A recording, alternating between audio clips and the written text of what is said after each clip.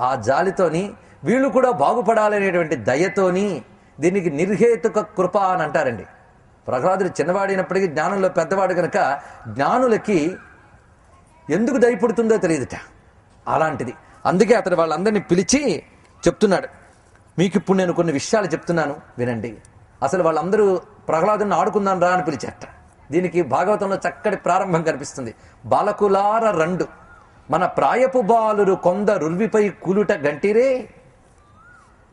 చావెప్పుడో వృద్ధాప్యంలో వస్తుందో అప్పుడు చూసుకుందామంటే కాదు. మన ప్రాయపు బాలురు కొందరు ఉర్విపై కూలుట గంటిరే. మన వయస్సులో ఉన్న వాళ్ళు కూడా పోతూ ఉన్నారు, తెలుసు కదా. కానీ జీవితం అంటే ఎప్పుడైనా ఆలోచించారా? మరణం వరకు బతకడమేనా జీవితం? మరణం లోపల జీవితాన్ని మరి మరణం లేని స్థితికి ఎలా తీసుకువెళ్ళాలి? అది ప్రహ్లాదుడు. ఈ ప్రశ్న అక్కడ మనకు భాగవతంలో కనిపిస్తుంది. ఇదే సందర్భంలో ఇక్కడ శ్రూయతాం పరమార్థోమే దైతేయా దితిజాత్మజాహ. ఓ రాక్షసులారా, నేను చెప్తున్న పరమార్థాన్ని వినండి. నేను చెప్తున్న బోధ స్వచ్ఛమైనది. ఎందుకంటే నా బోధలో నచాన్యతైతన్ మంతవ్యం నాత్ర లోభాది కారణం. నా బోధకి లోభము మొదలైనవేవి కారణం కాదన్నాడు ఇక్కడ. ఈ మాట కూడా చాలా చక్కగా.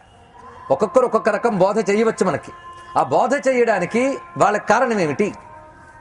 ఇది చెప్పడం వల్ల నాకేదైనా ప్రయోజనం ఉంటుందా అని ఆలోచించి కదా సృష్టిలో ఎవరైనా చెప్తారు. ఇప్పుడు గురువులు మనకు చెప్తున్నారు. ఎందువల్ల? ఇది మనకు చెప్పడం వల్ల వాళ్ళ యొక్క జీవన విధానం అంతా చక్కగా జరగడానికి గాను మనకు బోధిస్తున్నారు.